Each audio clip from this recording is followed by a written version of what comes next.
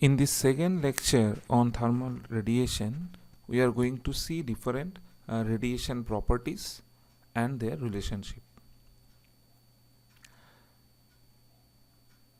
So we have already seen that what is black body.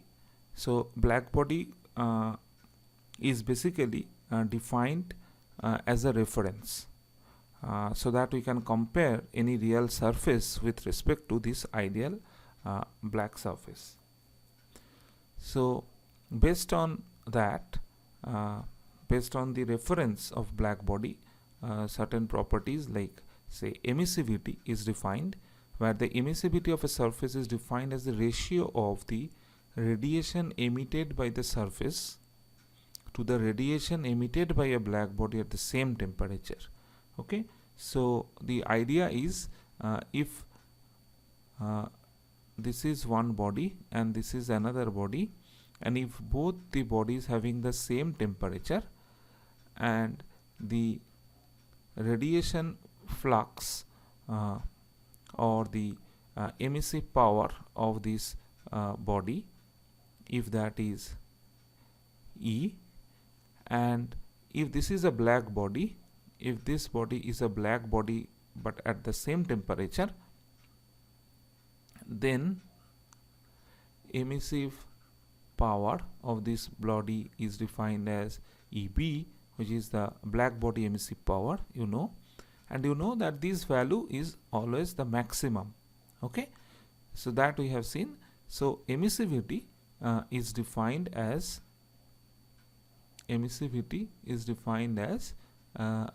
for a real surface, if this is a real surface, its emissive power divided by the emissive power of the black body at the same temperature. This ratio is what is called the emissivity. Okay, so it is clear that the value of E cannot cross the value of EB. So emissivity is a quantity always less than 1, and if this body is a black body, then its value will be equal to 1. On the other hand, emissivity, this quantity cannot be a negative 1. That is why emissivity must be a quantity which is greater than equal to 0. Okay, so and this is what is the idea of emissivity. So this is what is the definition of emissivity, and its value between 0 to 1, so is a fraction. And emissivity of a black body, it is equal to 1. Now emissivity of a surface is not a constant, that you have to remember. This of a surface, the emissivity is not a constant, it is very much function of temperature. It is temperature of the surface. It is a strong function of the temperature of the surface, and wavelength and the direction of the emitted radiation. So emissivity is basically function of temperature, wavelength, and the direction, in which direction it is going. So in general, emissivity function of all these three. So that is a very important thing you have to remember. Now you can see the total emissivity of a surface, which is basically the average emissivity of the surface over all directions and wavelength. So that's what I have defined here. This is what is the total emissivity, or the average kind of thing. That means average over the wavelength, averaged over the direction.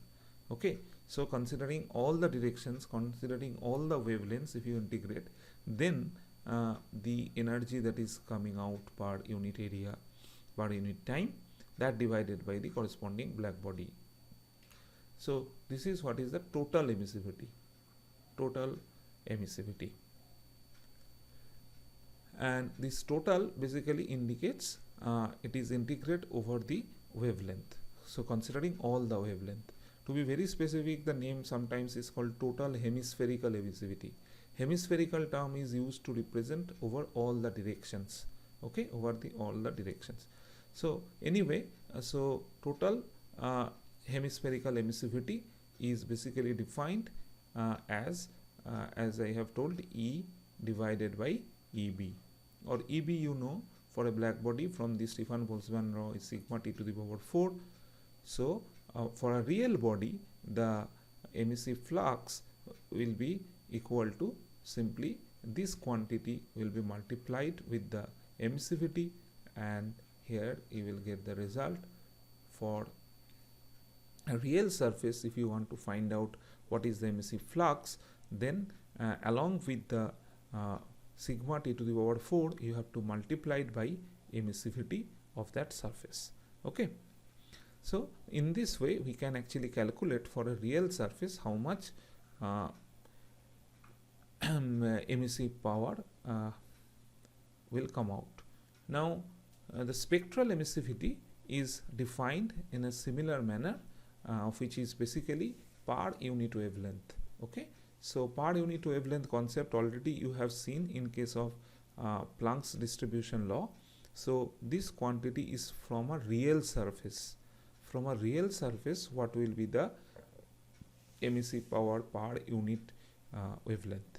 And this one is what is defined in the Planck's distribution law, that from a black body at temperature T per unit wavelength. So this ratio is what is called the spectral emissivity. This is not the total, this is spectral. Okay, that means per unit wavelength, and this is integrated over the all wavelength. That is why it is the total emissivity. Okay. So radiation emission from a real surface differs from the Planck's distribution, and that is why if you can remember that EB lambda distribution over wavelength, that means for a black body, how was the distribution? If you remember, the distribution was like this. This was the Planck's distribution law, right? So this is EB lambda. So this is EB lambda that we have seen. Okay, how that is varying. But if you try to plot this E lambda in the same graph, I am trying to plot it with blue, you will find E lambda will be something like this, and definitely its value will be less than EB lambda. Okay, because this is a real surface, and you know that EB lambda will be always more. So this will be something like this. So here you see that this ratio, this curve corresponds to E lambda. Okay, this is corresponding to E lambda. So this ratio at a particular wavelength, let us consider at this wavelength. Okay, this ratio, this length divided by the whole length, this is what is the spectral emissivity. Okay, so from wavelength to wavelength, this is basically changing, and you see, let us consider this wavelength. So at this wavelength, what you have to do, you take this length, that is what is this one, and then you take this length corresponding to this wavelength, and that is equal to this one, and this ratio is what is E lambda. Okay, so this is what is the spectral emissivity, and you see that the spectral emissivity may be changing from wavelength to wavelength. It is possible that spectral wavelength is varying over wavelength. So here you see that spectral emissivity, this particular quantity, spectral emissivity, this quantity, if you just calculate that, suppose at this wavelength, this divided by this, so this is the spectral emissivity. At this wavelength, spectral emissivity is what? This length divided by this length. Okay, so in this way, if you just try to plot this spectral emissivity, how that is changing with wavelength, you may find this variation is something like this. It is not necessarily a constant. Okay, so this is what is the general behavior of a real surface. Okay, now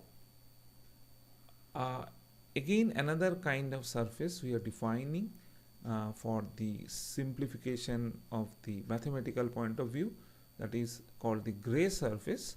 it is again another ideal surface, and gray surface is a surface which its properties are independent of wavelength. That means the spectral emissivity we are considering is not varying, which is constant. So spectral emissivity is a constant in case of a gray surface. This is what it is. Remember, gray surface is a special kind of real surface. Gray surface is not black surface, but they are again not in general real surface. They are special kind of idealized real surface such that the spectral emissivity is constant, that is not changing with wavelength. So spectral emissivity is not varying with wavelength, it is independent of wavelength. Okay, so this is what is the idea of the gray surface. Now again, with respect to the radiation property, the surface can be diffuse surface. Okay, diffuse surface means again the surface properties are independent of direction. In the last slide we have seen the surface properties are independent of wavelength. Okay, so with the change of wavelength, you see the spectral emissivity is not changing, it is same for all the wavelengths. Okay, that is gray surface. And here you see for the diffuse surface, it is independent of the direction. Some incident ray here, you can see in this diagram, if incident ray is coming and you see after reflection in all direction, uniformly it is distributed, so it is independent of direction. Okay, so this is what is a perfect diffused surface that you can see in the figure. So gray surface and diffused surface are related to independent of wavelength, and diffuse surface is related to independent of direction of the surface property with respect to radiation. Now you see the emissivity is a strong function of temperature, that you have to remember, and you see that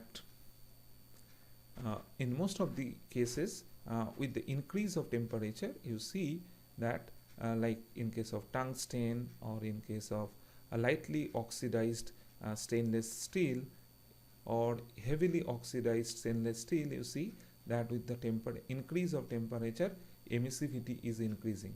So with the increase of temperature, you see that emissivity is increasing. But in some other cases like aluminum oxide, you see that with the increase of temperature, emissivity is decreasing. Okay.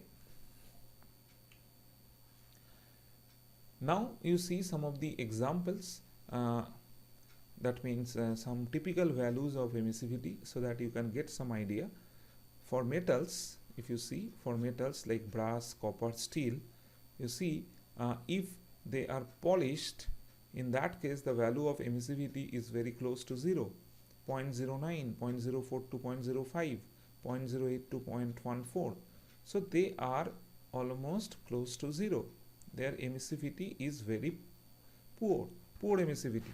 Okay, if you compare with respect to their black body, they are very poor because if they are polished. But if they are oxidized, in that case you see that emissivity will increase, say 0.6, 0.5 to 0.8, 0.81 in case of steel. So emissivity increases if they are oxidized, and if they are highly polished, in that case emissivity are close to 0. So this is one observation you have to remember. Now coming to the instead of metals you see maximum it is 0.5, 0.6, sometimes maybe for highly oxidized it can be 0.8 also. Now in case of non-metals or liquids, if you see like brick, concrete, you see the values of emissivity are more than 0.9. In most of the cases it is close to, you see that in case of concrete it is in the order of 0.9, 0.88 to 0.94 in case of glass. So in oil paints, in woods, in water, they are almost close to black body, close to 0.1, close to 0.95, 0.94 like that. So they are very high value of emissivity in case of non-metals and liquids. So that you have to remember. And in case of metals, you see they are very close if they are polished, and they are oxidized, okay, close to 0.5, 0.6 like that. Okay, so these are the certain basic idea that you try to remember for the emissivity of different materials. Now coming to some properties which are related to irradiation. Irradiation is what? If you consider this is a body and some energy or some radiant energy is falling on the body, then definitely a portion that which is some energy which is falling on this body is called irradiation. That means irradiation is again an energy flux. Remember, the unit is watt per meter square, generally symbolized by capital G. Like emission, what we have used the symbol E, remember that was a flux, unit was watt per meter square. Similarly, irradiation is what is the incident radiation which is falling on a body is called the irradiation. Unit is the same unit as flux. So it is basically energy per unit time per unit area. Okay. So now if you observe the energy which is falling, it is a portion is reflected back, a portion will be absorbed, and a portion will be transmitted. So it will divide into 3 parts. Okay. So one part will be absorbed. So corresponding fraction that is absorbed is called the absorptivity and given a symbol alpha. So what is alpha? If total which is falling is G, a portion will be absorbed which is say G absorbed, then this ratio G absorbed by G is what is called the absorptivity, and definitely its value will be again from 0 to 1. A portion may be reflected from the surface. So if the portion which is reflected is G reflected, then G reflected divided by total irradiation is basically what is called reflectivity, and which is symbolized as rho. And if it is a semi-transparent body, in that case definitely some amount will be transmitted also through the body. If that amount is G transmitted, so then G transmitted divided by G, this ratio is called transmissivity, symbolized by tau. Definitely for opaque surfaces like for metals, this transmissivity is equal to 0. It will only have absorptivity and reflectivity. I think the basic concept of absorptivity, reflectivity and transmittivity is clear to you.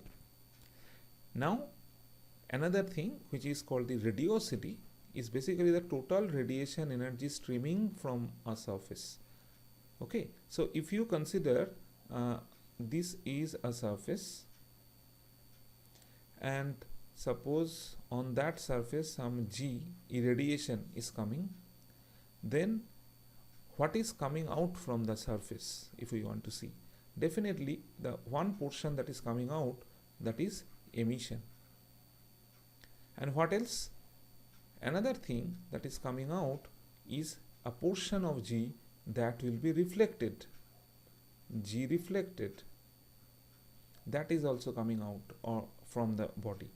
So the total radiation energy streaming from the surface per unit area per unit time, that means that is summation of these two, that is E and G reflected. So this quantity is what is called radiosity, and which is symbolized by G. That's all. Okay. So I think this diagram also showing the same thing. You see that if G is the total irradiation which is coming, and the absorbed part is the fraction, that is alpha, absorptivity into the total amount that is absorbed, transmittivity multiplied by the total amount that is transmitted, and reflectivity multiplied by the total amount is what is reflected out. And from that body, you know that some amount will be emitted, that is E, which can be written also as emissivity multiplied by the black body radiation. Okay, so this reflection part and this emission part, the summation of these two is what is called radiosity. Okay, so one thing is clear, since G absorbed plus G reflected plus G transmitted is equal to the total irradiation, so definitely if you divide both sides by G, you will get that alpha plus rho plus tau is equal to 1. So absorptivity plus reflectivity plus transmittivity is equal to 1. So for the opaque surface, we have already discussed. For the opaque surface, you know, the transmittivity part will be 0, which is most common situations when we are dealing with different metals. Alpha plus rho is equal to 1. That means absorptivity plus reflectivity is equal to 1. Remember, the above definitions are for total hemispherical properties. I have already told you what we mean by total. Total means we are considering integrating over the all wavelengths. Okay, hemispherical means we are considering all the directions, total and hemispherical. Similarly, this reflectivity, transmittivity also can be defined per unit wavelength. Those are called the spectral properties. So that also can be defined. Now, a very important note, that is absorptivity is almost independent of surface temperature. Okay, so if this is a body and suppose the surface temperature is T1, some G is coming, then a portion of G will be absorbed here, and you know, if alpha is the absorptivity multiplied by G is what is the amount that will be absorbed, and this alpha is not depends on this temperature of the surface. Rather, this alpha actually depends on the source temperature, because G is coming from other source. It is the radiation emission from some other source. So if that source temperature is say T2, so this alpha might be a strong function of T2, but this alpha is not depending on T1. This is what is the meaning, that absorptivity is almost independent of surface temperature, and it strongly depends on the temperature of the source at which the incident radiation is originating. Okay, for example, in a concrete roof, you see 0.6 is the absorptivity for the solar radiation, because for the solar radiation the source is sun, and sun temperature is 5762. Whereas it is for the concrete roof, the absorptivity is 0.9 for radiation originating from the surroundings, where the surrounding temperature, object temperatures may be 300 Kelvin.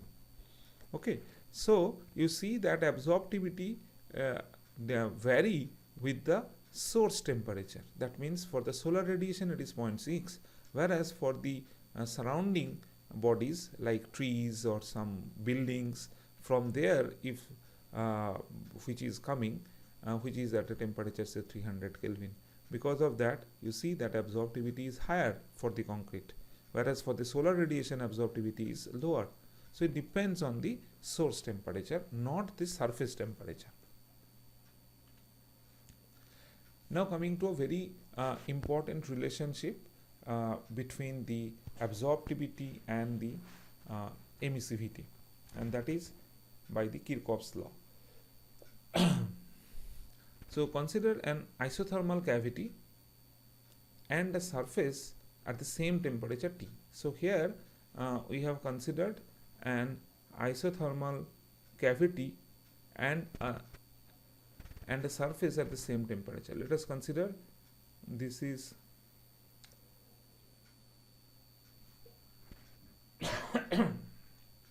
a surface whose temperature is T, whereas this is, let us consider another surface. This is another surface which is also at a temperature T. So both are at the same temperature. Okay, so at the steady state equilibrium condition is attained. So there is no net energy transfer. So it is at a constant temperature. So with respect to time, the temperature is not changing. That means it is at a steady state thermal equilibrium condition. Now Here you can see the properties of uh, A, this surface that is given. Epsilon is the emissivity, alpha is the absorptivity. Now, what is the absorbed energy in this body? Let us consider G is the irradiation. If G is the irradiation and alpha is the absorptivity of this surface, so definitely alpha into G is the amount of energy that is absorbed by this body. So amount of energy that is absorbed by this body, if that is alpha G, and you can always write this G as sigma into T to the power 4, because we are assuming that this is a black surface. This large surface we are considering as the black surface. So that is why, and it is at a temperature T, so it is sigma into T to the power 4, which is the irradiation, multiplied by the alpha. Alpha is a property of this body, absorptivity. So alpha into sigma T to the power 4 is what is the energy absorbed from the irradiation by this body. Now, what is the emission from this body? The emission from this body we can easily calculate by emissivity of this body multiplied by sigma into T to the power 4, because sigma into T to the power 4 into emissivity, you know, that is what is the amount of emissive flux coming out from any real body. So epsilon into sigma T to the power 4. Now this body is in thermal equilibrium, it is in a steady state, its temperature is not changing. So definitely whatever energy is absorbed must be the same energy which is going out, and that is why its temperature is not changing with time. Okay, so definitely we can write G absolute, G absorbed is equal to emitted radiation flux. So these two must be same. So if you equate these two, if you put the value of G absorbed and E emission, then you see that other terms are cancelling, and finally what you are getting is that absorptivity at temperature T is exactly same at emissivity at temperature T. So emissivity and absorptivity, these two are same. So this is what is the Kirchhoff's law. Okay, so the total hemispherical emissivity of a surface at temperature T is equal to the total hemispherical absorptivity for radiation coming from a black body at the same temperature, and this is called the Kirchhoff's law. Okay, so this is what is the statement, and this is what is the proof of the Kirchhoff's law. Note that Kirchhoff's law cannot be used if there is a large temperature difference more than 100 Kelvin between the surface and the source temperature. Okay.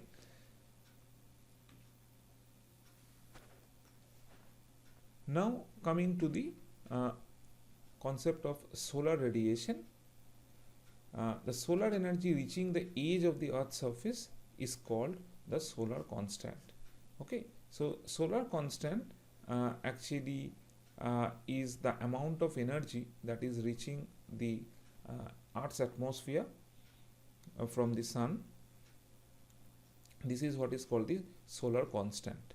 Okay, and the value of solar constant is 1353 watt per meter square. So this is basically a kind of flux, okay, that is coming. Because of the elliptical orbit of the Earth, its value varies plus minus 3.4%. We can take this quantity almost as a constant. Okay.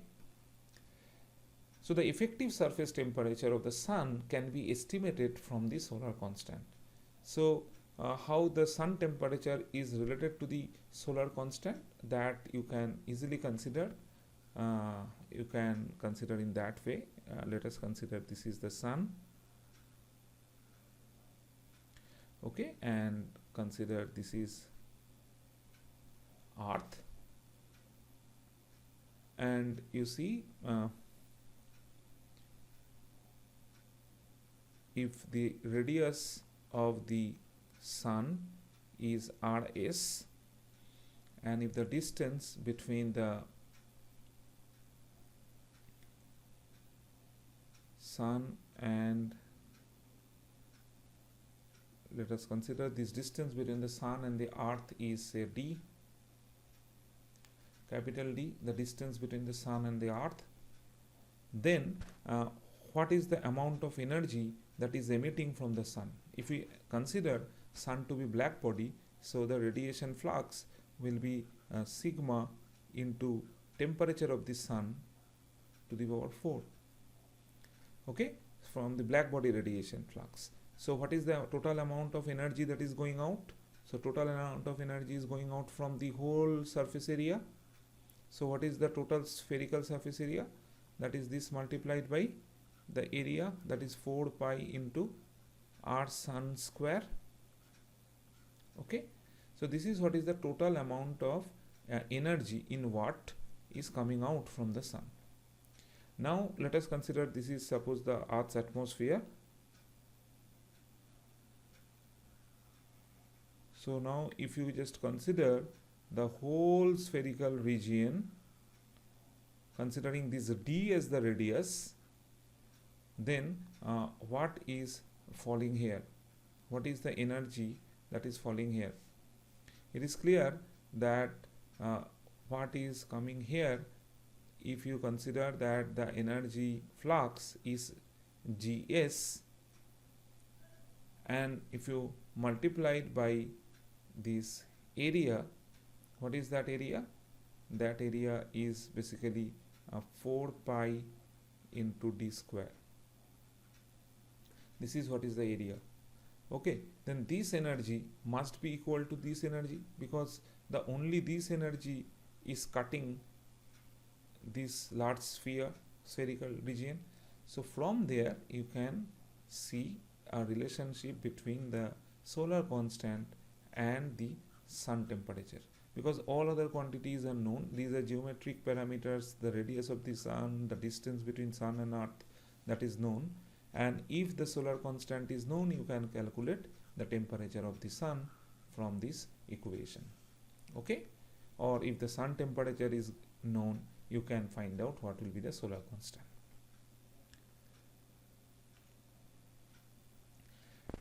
Okay, now the solar radiation undergoes considerable attenuation as it passes through the atmosphere as a result of absorption and scattering.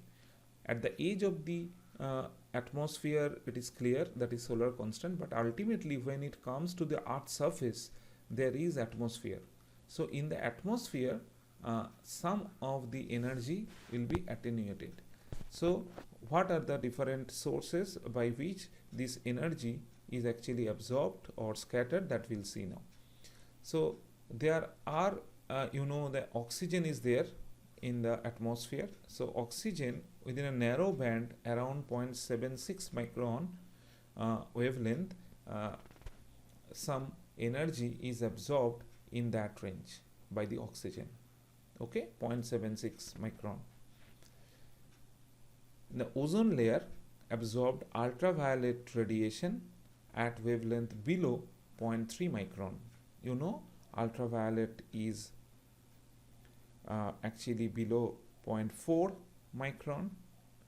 Below 0.4 it is the ultraviolet region, but below 0.3 micron actually is absorbed in the ozone layer. That means most of the ultraviolet is absorbed in the ozone layer completely, and the radiation in the range 0.3 to 0.4 micrometer considerably. That means a fraction in the range 0.3 to 0.4, which is also in the ultraviolet range, and less than 0.3 almost completely. So ozone layer actually absorb that ultraviolet range of radiation coming from the sun. Now absorption in the infrared region, that means which is more than 0.76, which is more than 0.76 micron to up to 100 micron. This is what is the infrared region. So that infrared region wavelengths are mostly absorbed by water vapor and carbon dioxide in the atmosphere, okay. And you know that lot of water vapor is present in the cloud and in the atmosphere also. water vapor and the carbon dioxide are present. So they absorb that infrared region of wavelengths. And dust or pollutant particles also absorb radiation at various wavelengths. Okay, so in this way some of the radiation energy is absorbed within the atmosphere. And finally what is coming to the earth's surface is about 950 watt per meter square, around 950 watt per meter square. Again it depends upon the how much cloud is there in the sky. Okay, so in a clear sky it is around 950, but if it is lot of cloud is present, then definitely a lot of absorption will be there, so amount of energy that is coming into the earth's surface will be much less. Okay, so much less on a cloudy day. So in a wavelength band 0.3 to 2.5 micron is actually coming from the solar radiation. So 0.3 micron to 2.5 micron is actually coming to earth's surface from the sun. Now scattering and reflection by the air molecules and other particles are other mechanism that attenuate the solar radiation. So one is the absorption by these different gases that we have seen. Another thing is by scattering. Okay, so by scattering means it actually breaks into shorter wavelengths. Okay, so larger wavelengths breaks into shorter wavelengths. They're like oxygen and nitrogen, which is the main constituent of the air. Oxygen and nitrogen molecules scatter radiation at shorter wavelengths. Okay, like red, you know, is a higher wavelengths, so those are scattered into smaller wavelengths like violet and blue. So that is why the sky seems blue. Okay, so this is what is called the scattering, and in that way also some amount of radiation is attenuated in the atmosphere. And we have already discussed gas molecules like carbon dioxide and water vapor and the suspended particles. The atmosphere emits radiation. Okay, we have previously discussed that they absorbed radiation in the infrared region, but carbon dioxide and water particles, other suspended particles, also emit radiation as well as absorbing it. Okay, so that is another source of energy that is reaching to the earth's surface. Okay, so they also emits radiation. So it is convenient to consider the atmosphere or the sky as a black body at some lower temperature. So this fictitious temperature is called the effective sky temperature. Okay, because this is another source of radiation that we are getting in the atmosphere from carbon dioxide and water, because they also radiate energy. So we can consider is like sky as a black body at some lower temperature. So from the sky, what is the amount of irradiation that is coming into our earth is sigma into T sky to the power 4. And this T sky generally in a cold clear sky, it is taken as around minus 40 degrees centigrade, as you can see 230 Kelvin, and for a cloudy day it is in the order of 10 Kelvin. So at a lower temperature it is considered as a black body.